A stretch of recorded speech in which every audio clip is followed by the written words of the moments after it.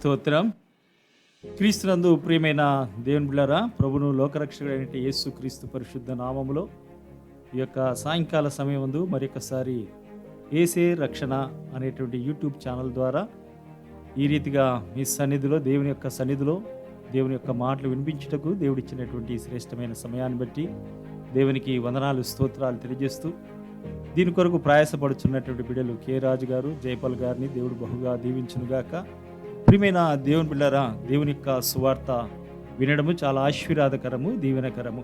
వినటం వలన విశ్వాసము కలుగును, వినుట క్రీస్తు యేసు మాట వలన కలుగునని దేవుని యొక్క వాక్యం సెలవిస్తున్నది. కాబట్టి దేవుని యొక్క మాటలు ఎంతగా వింటామో, ఎంతగా ఆలకిస్తామో, ఎంతగా వెంబడిస్తామో అంతగా మనం దీవించబడతాము. కాబట్టి ఈ చిన్ని ప్రయత్నంగా బిడ్డలు ప్రయాసపడుతున్నారు. వారి ప్రయాసం క్రీస్తునందు వ్యర్థం కాదని తెలియజేస్తూ, వారిని దేవుడు బహుగా దీవించునుగాక. ఇంకా అధికమైనటువంటి మేలులు కలిగజేసి అనేకులకు స్వార్థ అందించాలని ప్రభునామములో తెలియజేస్తూ ఉన్నాను. ప్రియమైన దేవుని బిడ్డలారా, ఈరోజు ప్రత్యేకమైనటువంటి ఒక వర్ధమానాన్ని మీకు అందించాలని ప్రభునామములో తెలియజేస్తూ, ఈరోజు ప్రతి మానవుడు, ప్రతి దేశము, ప్రతి ప్రపంచంలో అన్ని దేశాలు ధనిక దేశమని కాదు, పేద దేశమని కాదు, అమెరికా దేశము సహితం కూడా వణికిస్తున్నటువంటి భయంకరమైనటువంటి పరిస్థితుల్లో మానవుడు నేడు జీవిస్తున్నాడు. ఈ యొక్క కరోనా వైరస్ ద్వారా ప్రియమైన దేవుని బిడ్డలారా, అనేక మంది భయపడిపోతున్నారు. ప్రాణాంతకమైనటువంటి వ్యాధి ద్వారా ఎవరికి సోకుతుందో, ఎవరిని కబలిస్తుందో అన్నటువంటి విచారణ కలిగి ఈ లోకంలో మానవుడు జీవిస్తూ ఉన్నాడు. ఈరోజు ఎవరిని కూడా వదిలిపెట్టడం లేదు. పేదవాడిని సైతము, అదే రీతిగా ధనికుని సైతం కూడా వదిలిపెట్టకుండా ఈ యొక్క కరోనా వైరస్ భయంతో అనేక మంది కూడా చనిపోతున్నట్టుగా మనం చూస్తున్నాం. మనకైతే ప్రభు యొక్క మహాకృపను బట్టి, ప్రేమను బట్టి మనము కూడా అనేక ప్రాంతాల్లో తిరుగుతూ ఉన్నాం, అనేక చోట్ల అందరినీ కలుస్తూ ఉన్నాం. అయినప్పటికీ కూడా దేవుడు తన మహాకృపను బట్టి, మనకి ఇచ్చినటువంటి ఆరోగ్యాన్ని బట్టి, దేవుడు ఇచ్చినటువంటి మేలును బట్టి దేవునికి వందనాలు స్తోత్రాలు తెలియజేస్తూ, నేటి దినాల్లో గమనించినట్టయితే, ఈ యొక్క పత్రికల్లో గమనించినట్టయితే, ప్రియమైన దేవుని ద్వారా దినపత్రికల్లో గమనించినట్టయితే, అమెరికా ప్రెసిడెంట్ అయినటువంటి డొనాల్డ్ ట్రంప్ కూడా ఈ యొక్క వ్యాధి సోకినట్లుగా, అదే రీతిగా మన భారతదేశంలో, అదే రీతిగా మన ఆంధ్ర రాష్ట్రంలో పేరు ప్రఖ్యాతులు గాంచినటువంటి మంచి సింగర్ బాలసుబ్రహ్మణ్యం కూడా కరోనా వైరస్ ద్వారా మరణించటము అనేటివి ఇవన్నీ కూడా ఈ యొక్క విషయాలన్నీ మనం గమనిస్తూ ఉన్నాం. అదే రీతిగా మన హాలీవుడ్లో ప్రఖ్యాతి చెందినటువంటి అమితాబ్ బచ్చన్కి సహితం కూడా కరోనా వైరస్ సోకినట్లుగా, మరి కుటుంబ సభ్యులందరూ కూడా కరోనా వైరస్ ద్వారా బాధపడుతున్నట్లుగా మనం గమనించి ఉన్నాం. ఏది అయినప్పటికీ కూడా క్రీస్తునందు ప్రియమైన దేవుడురా, మనం ఈ లోకంలో జీవిస్తున్నామంటే ప్రభు యొక్క కృపను బట్టి, దయను బట్టి, కనికరాన్ని బట్టి మనం ఈ లోకంలో జీవిస్తున్నామనేటువంటి విషయాన్ని మాత్రం మనం గమనించాలి. కాబట్టి ఇక్కడ మనం జ్ఞాపకం చేసుకున్నట్టయితే, భయపడకుడి అనేటువంటి విషయాన్ని మీకు తెలియజేయాలని ఆశ కలిగి ఉన్నాను. నిజమే, నేటి దినాల్లో భయం చేత మానవుడు భయపడుతూ ఉన్నాడు. ప్రతి చిన్నదానికి, పెద్దదానికి భయపడిపోతున్నాడు. భార్య భర్తను కలవాలన్నా భయమే, భర్త భార్యను కలవాలన్నా, భార్య భర్తను కలవాలన్నా భయమే. ఈ మధ్య కాలంలో వాట్సాప్లో ఒక మెసేజ్ చూసినప్పుడు, ప్రియమైన దేవుని బిడ్డరా, గృహంలో ఉన్నటువంటి ఒక చంటి బిడ్డకు, కుటుంబంలో 10-12 సంవత్సరాలు ఉన్నటువంటి ఒక బిడ్డకు కరోనా వైరస్ సోకినప్పుడు ఆ బిడ్డను ఒక గదిలో పెట్టి తలుపేసేశారు. తలుపేసేసిన తర్వాత ప్రియమైన దేవుని బిడ్డరా, ఆ బిడ్డ లోపల ఊపిరి ఆడకుండా బాధపడుతూ ఉంది, ఏడుస్తుంది. మమ్మీ డాడీ అని ఏడుస్తుంది. కానీ తల్లిదండ్రుల దగ్గరికి వెళ్లకుండా ఆ తలుపు వేసేసి బయట ఉన్నారే కానీ బిడ్డను ఆదరించడానికి కానీ, ఓదార్చడానికి కానీ వెళ్ళినట్టు సందర్భము మనకు కనబడటం లేదు.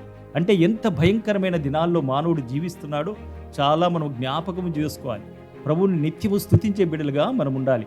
కాబట్టి ఇక్కడ మనం జ్ఞాపకం చేసుకున్నట్టయితే, యెషయా గ్రంథము 41వ అధ్యాయము 10వ వచనాన్ని మనం గమనించినట్టయితే, భయపడకము, నేను నీ దేవుడినై ఉన్నాను. మన దేవుడు చెప్తున్నటువంటి మాటను మనం జ్ఞాపకం చేసుకున్నట్టయితే, భయపడకము, నేను నీకు నీ దేవుడినై ఉన్నాను అనేటువంటి మాట. రెండవదిగా మనం జ్ఞాపకం చేసుకున్నట్లయితే, దిగులు పడకము, నేను నిన్ను బలపరుతును అనేటువంటి మాట. మూడవదిగా మనం జ్ఞాపకం చేసుకున్నట్టయితే, నీకు సహాయము చేయవాడను నేనే.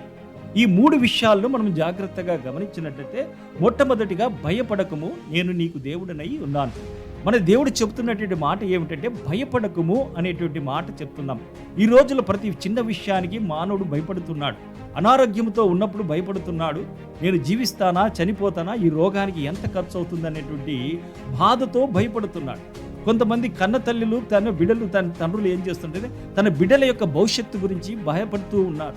వాళ్ళ చదువు గురించి భయపడుతున్నారు. చదువుకున్న తర్వాత ఉద్యోగాల గురించి భయపడుతున్నాడు. నా కుమారుడికి ఉద్యోగం దొరుకుతుందా, నా కుమార్తెకు ఉద్యోగం దొరుకుతుందా లేదా, ఆ బిడ్డ యొక్క భవిష్యత్ సెటిల్ అవుతుందా లేదా అనేటువంటి భయంతో బిడ్డలు ప్రతి విషయంలో కూడా భయపడుతున్నారు. ఇటు తల్లిదండ్రులు భయపడుతున్నారు, అదే రీతిగా గమనించినట్లయితే పిల్లలు చదువు గురించి భయపడుతున్నారు, ఉద్యోగాలు వస్తాయా లేదా అని భయపడుతున్నారు. ఈ విధంగా అనేక రకమైనటువంటి భయాలు మానవుని పీడిస్తూ ఉన్నాయి.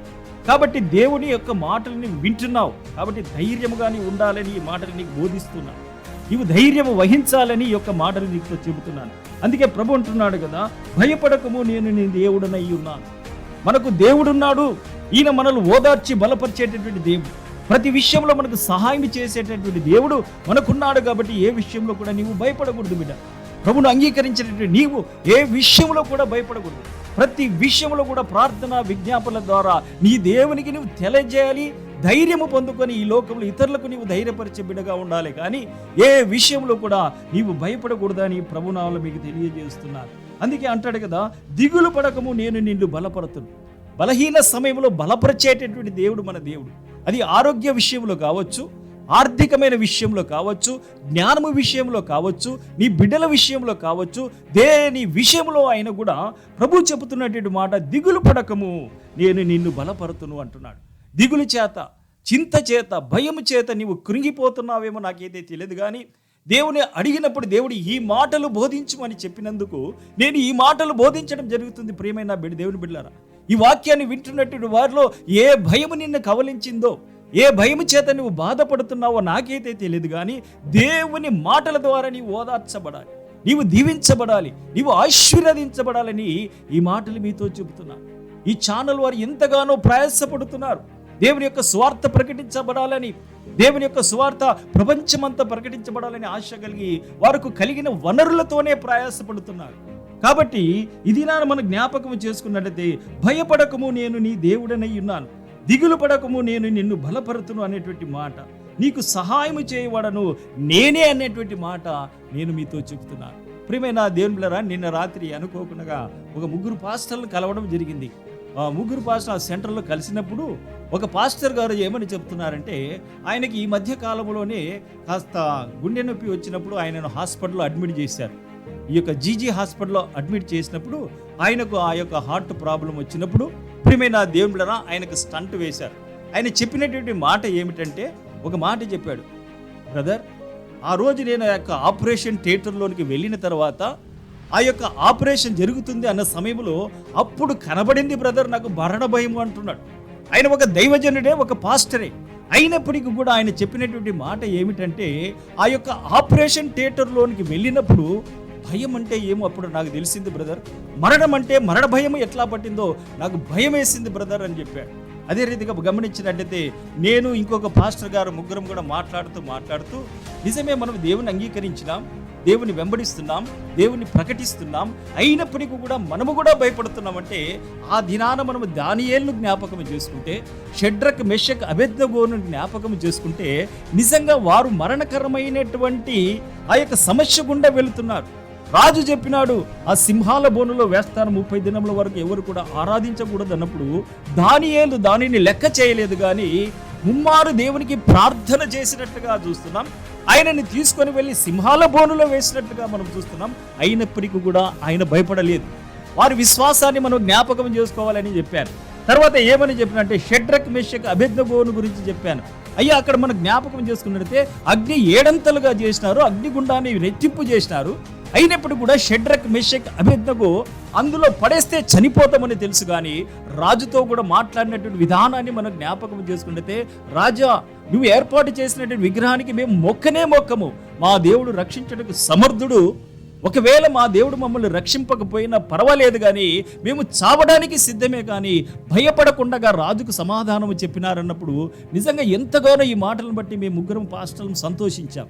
నిజమే బ్రదర్, మన విశ్వాసం ఆవగించంత కూడా లేదు కదా అన్నట్టు విషయాలను మేము జ్ఞాపకం చేసుకున్నాం. కాబట్టి క్రీస్తునందు ప్రియమైన దేవుని బిడ్డలారా, ఇక్కడ మనం జ్ఞాపకం చేసుకున్నట్టయితే, భయపడకము, నేను నీ దేవుడనై ఉన్నాను. దిగులు పడకము, నేను నిన్ను బలపరుతును. నీకు సహాయము చేయవాడను నేనే. ప్రతి విషయంలో దేవుడు మనకు సహాయకుడుగా ఉన్నాడు. ప్రతి విషయంలో దేవుడు మనకు సహాయం చేస్తాడనేటువంటి విశ్వాసము నమ్మకముతో మనం ముందుకు వెళ్ళినట్లయితే ఏ విషయంలో కూడా భయపడవలసిన అవసరం లేదు. విద్యార్థులు చదువు గురించి, ఉద్యోగాల గురించి భయపడవలసిన అవసరం లేదు. తల్లిదండ్రులు వారి బిడ్డల యొక్క వివాహం కొరకు భయపడవలసిన అవసరం లేదు. ప్రియమైన దేవుని బిడ్డలారా, పనుల కొరకు, ఉద్యోగాల కొరకు భయపడవలసిన అవసరం లేదు. ప్రియమైన దేవుని బిడ్డలారా, మన దేవుడు ఎంతో నమ్మదగిన దేవుడు, ప్రేమ కలిగిన దేవుడు. ఇక్కడ మన జ్ఞాపకం చేసుకున్నట్టయితే కీర్తనల గ్రంథం 23వ అధ్యాయము 1-4 వచనాలు జ్ఞాపకం చేసుకున్నట్టయితే ఇక్కడ కూడా శ్రేష్టమైన మాటలు మనకు కనబడతాయి. అంటాడు కదా, యెహోవా నా కాపరి, నాకు లేమి కలగదు. ప్రియమైన దేవుని బిడ్డలారా, యెహోవా మనకు కాపరిగా ఉన్నాడు, యెహోవా మనకు దేవుడిగా ఉన్నాడు. కాబట్టి ప్రతి విషయంలో కూడా సమృద్ధిని దేవుడు దయచేయడానికి ఉన్నాడు. లేమి అనేది మనకు కలగదు. కలిగినట్లుగా సావధానుడై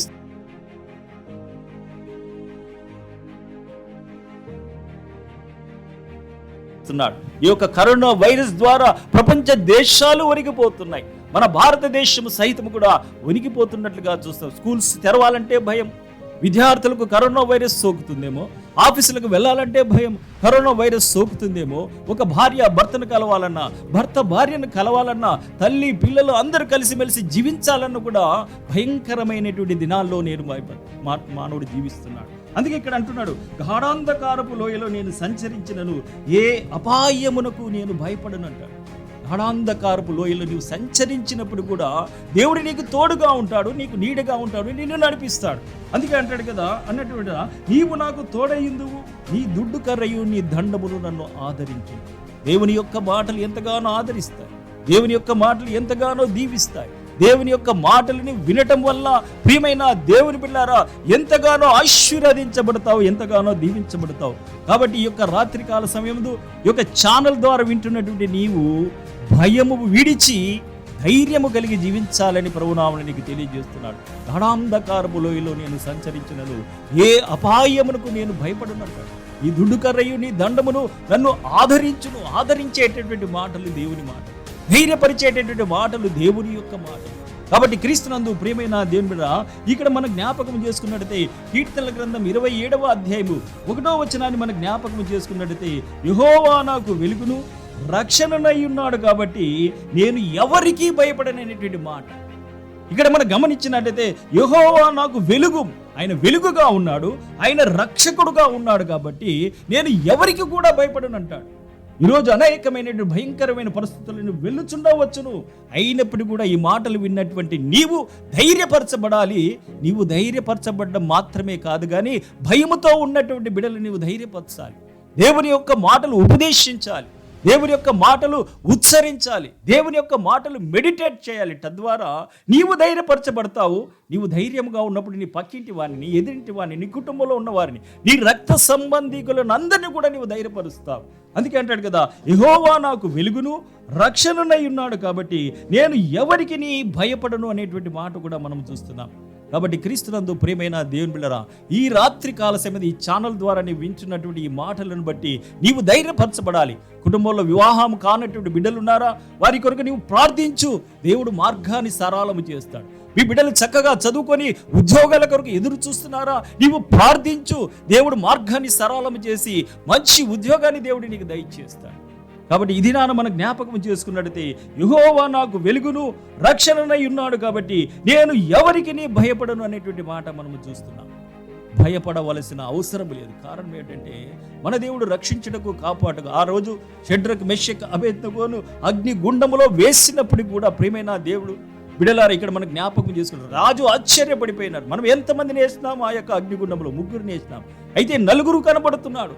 4వ వాని యొక్క స్వరూపము దేవదూతల స్వరూపము వలె వెలుగుగా నాకు కనబడుతుంది అంటున్నాడు.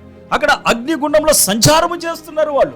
ప్రియమైన దేవుని బిడ్డ ఇక్కడ మనం జ్ఞాపకం చేసుకున్నట్టే అలాంటి భయంకరమైన పరిస్థితిలో కూడా వాళ్ళ ధైర్యాన్ని కోల్పోలేదు, నిబరాన్ని కోల్పోయలేదు. అయితే దేవుడు అద్భుత రీతిగా వారిని రక్షించినట్లుగా కాపాడినట్లుగా మనం చూస్తున్నాం. అయితే ఈరోజు నీవు సేవించుచున్న దేవుడు, నీవు ఆరాధించుచున్న దేవుడు సమస్తాన్ని కూడా జరిగించుటకు గొప్ప దేవుడై ఉన్నాడు. కాబట్టి ఇక్కడ మనం జ్ఞాపకం చేసుకున్నట్టయితే ప్రియమైన దేవుని ఇక్కడ ఒక మాటను మనం జ్ఞాపకం చేసుకుందాం. ప్రభు అంటాడు కదా, మత్తయి సువార్త 10వ అధ్యాయము 30 వచనాన్ని మనం జ్ఞాపకం చేసుకున్నట్టయితే, మీ తల వెంట్రుకలన్నీ లెక్కించబడి ఉన్నవి గనుక మీరు భయపడకుడి. దేవునికి స్తోత్రం కలుగును గాక. తల వెంట్రుకలన్నీ కూడా దేవుడు లెక్కించి ఉన్నాడంట. లెక్కలేనటువంటి తల వెంట్రుకలన్నీ కూడా దేవుడు లెక్కించి ఉన్నాడు కాబట్టి నువ్వు భయపడనవసరం లేదు అంటున్నాడు. ప్రియమైన దేవుని తల వెంట్రుకలు ఎవరైనా లెక్కించగలుగుతారా? నీ సొంత తల వెంట్రుకలు నువ్వు లెక్కించుకోలేవు. అయితే ఇక్కడ మన జ్ఞాపకం ప్రభు అంటున్నటువంటి మాట, మీ తల వెంట్రుకలన్నీ లెక్కించబడి ఉన్నవి గనక మీరు భయపడకురి, మీరు అనేకమైన పిచ్చుకల కంటే శ్రేష్ఠులు కదా. దేవునికి స్తోత్రం కలుగునుగా. ఎంత చక్కటి మాటలు, ధైర్యాన్ని కలిగించేటటువంటి మాటలు దేవుని అంటున్నటువంటి మాట మన జ్ఞాపకం చేసుకున్నట్లయితే, మీ తల వెంట్రుకలన్నీ లెక్కించబడి ఉన్నాయి కనుక మీరు భయపడకుడి, మీరు అనేకమైన పిచ్చుకల కంటే కూడా శ్రేష్ఠులు అనేటువంటి మాట మన జ్ఞాపకం చేసుకున్నాం. దేవుడు తన స్వరూపము చొప్పున, తన పోలిక చొప్పున మనలో నిర్మించి ఉన్నాడు. ప్రియమైన దేవుని బిడ్డలారా, ప్రపంచానంతా కూడా దేవుడు నోటి మాట చేత కలిగి చేసినాడు. ఆకాశము కలుగునుగా కంటే ఆకాశం అయిపోయింది, భూమి కలుగునుగా కంటే భూమి అయిపోయింది, సూర్య చంద్ర నక్షత్రములు కలుగునుగా కంటే సూర్య చంద్ర నక్షత్రములు అయిపోయినవి. ఆకాశములో ఎగిరే పక్షులను నోటి మాట చేత కలిగజేసినాడు, క్రూర మృగులను సైతము దేవుడు నోటి మాట చేత కలిగజేసినాడు. ఆఖరికి వచ్చేసరికి మనం జ్ఞాపకం చేసుకున్నట్టయితే, మానవుని నిర్మించే సమయంలో అన్నటువంటి మాట మనం జ్ఞాపకం చేసుకున్నట్టయితే, మన స్వరూపము చొప్పున, మన పోలిక చొప్పున నరులను నిర్మించుదాము రండి అన్నాడు. మట్టి బొమ్మగా తయారు చేసినాడు దేవుడు మానవుని, తన స్వరూపముగా చేసినాడు, తన స్వహస్తాలతో తయారు చేశాడు. వాడి నాసికా రంధ్రములలో జీవవాయువు ఊదగా నరుడు జీవాత్మ ఆయనన్నట్టాడు. ప్రియమైన దేవుని వల్ల నీ కొరకు నా కొరకు దేవుడు ఎంతగానో ఈ లోకంలో తనకు ఉన్నటువంటి సర్వస్వాన్ని కూడా ఇడిచిపెట్టి ఈ లోకంలో రిక్తునుగా నీ కొరకు నా కొరకు జన్మించాడు. అవును ప్రియమైన దేవుడు, ఆనాడు గొల్లలు భయపడిపోయినారు, ఆనాడు మరియా జ్ఞాపకం చేసుకుంటే మరియా యేసేపులు భయపడ్డారు. వాళ్ళకి దేవదూత వచ్చి చెప్పింది, మీరు భయపడద్దండి, పరిశుద్ధాత్మ వల్ల నీవు గర్భం ధరించినావు. గొల్లలు భయపడిపోయినారు, మీరు భయపడకుడి అనేటువంటి మాట మనం చూస్తున్నాం. కాబట్టి ఈరోజు ఏ విషయంలో నువ్వు భయపడుతున్నావో నాకైతే తెలియదు, కానీ ప్రియమైన దేవుని బిడ్డలారా, ప్రతి విషయంలో దేవుడి నీకు ధైర్యం అనుగ్రహించునుగాక. ఆమేన్. దేవుడు నిన్ను దీవించునుగాక, దేవుడు నిన్ను ఆశీర్వదించునుగాక. ప్రతి విషయంలో దేవుడు నీకు ముందుగా ఉండి నీకు సహాయం చేయనుగాక అని తెలియజేస్తున్నాను.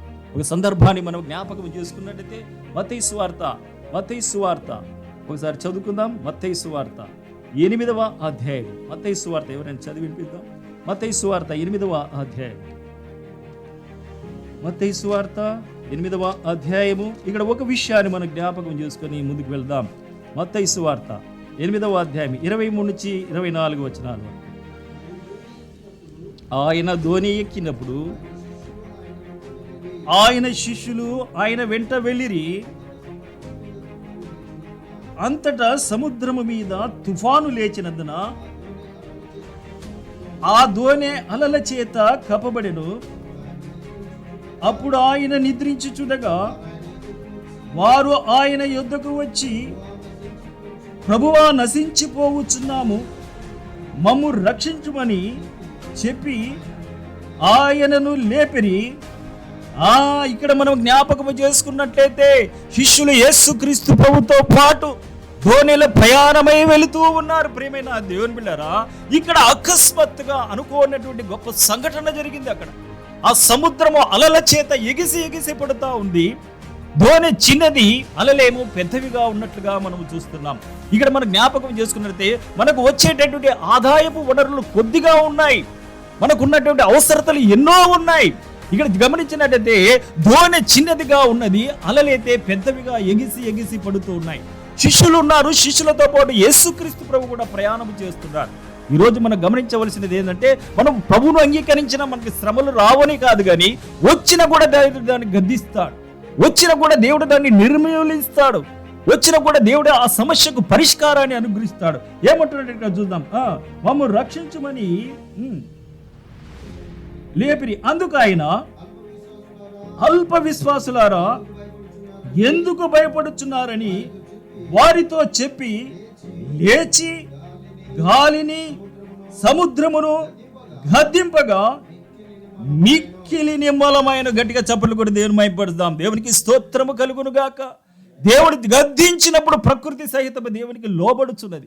కారణం ఏమిటంటే ఆయన సృష్టికర్త అయినటువంటి దేవుడు, సర్వ సృష్టిని నోటి మాట చేత కలగజేసినటువంటి దేవుడు.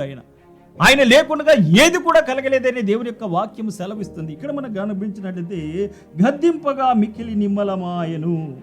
ఆ మనుష్యులు ఆశ్చర్యపడి, ఈయన ఎట్టివాడో, ఈయనకు గాలియు సముద్రమును లోబడుచున్నవని చెప్పుకునేది. దేవునికి స్తోత్రం కలుగునుగా. గాలి సముద్రము కూడా దేవుని యొక్క మాటకు లోబడుతున్నాయి. ఈ సమస్యలను దేవుడు గద్దించలేడా? ఈ సమస్యలకు దేవుడు పరిష్కారం ఇవ్వలేడా? ఏ విషయంలో నీవు భయపడుతున్నావు?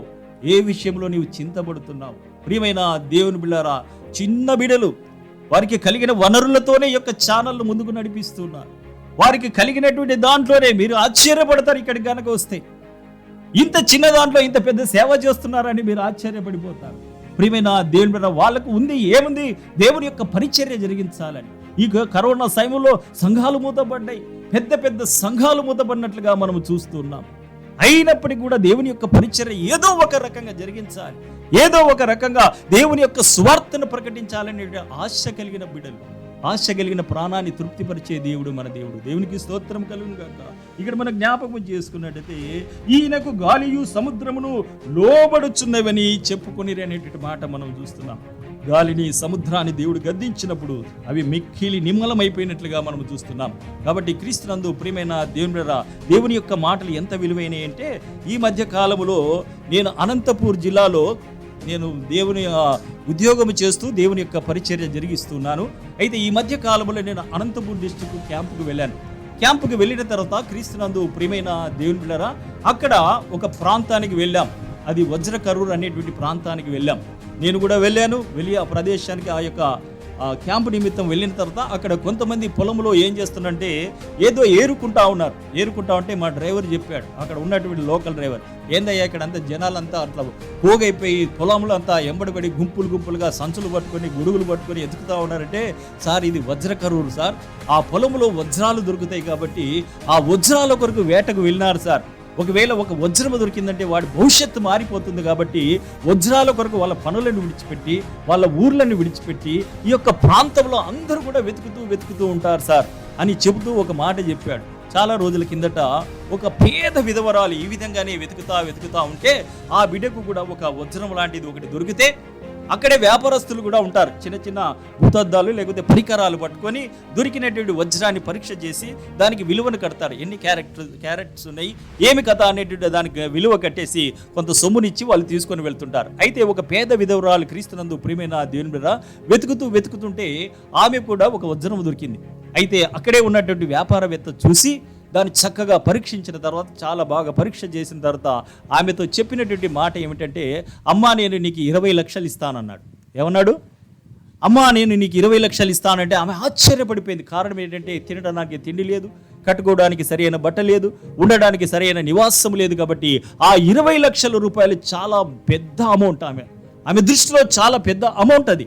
అయితే ప్రియమైన దేవుని బిడ్డలారా, ఆమె ఎంతగానో సంతోషపడింది. కారణం ఏంటంటే నా దరిద్రత తీరిపోయింది, ఈ రోజుతో నాకు ఆకలి దప్పులు ఉండవు, చిన్న గృహాన్ని ఏర్పాటు చేసుకుంటా, చిన్న కొట్టము కొనుక్కుంటా, దాంట్లో నేను నివాసం ఉంటాని ఆ 20 లక్షల రూపాయలు తీసుకొని ఎంతగానో సంతోషపడి వెళ్ళిపోయింది. అయితే ఈ వ్యాపారవేత్త ఈ యొక్క వజ్రాన్ని తీసుకొని పోయి బెంగళూరులో అమ్మినాడు. దాన్ని వెమ్మితే ₹1 కోటి ఆయనకు వచ్చినాయి.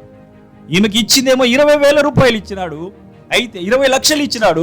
అయితే ఆయనకు ₹1 కోటి వచ్చినాయి. ఎందుకు ఈ మాటలు మీకు చెప్తున్నానంటే, దేవుని యొక్క మాటలు వజ్ర వైడూర్యాల కంటే, వెండి బంగారము కంటే, జుంటి తేనె దారుల కంటే కూడా శ్రేష్టమైనది. హల్లెలూయా, దేవునికి స్తోత్రము కలుగును గాక.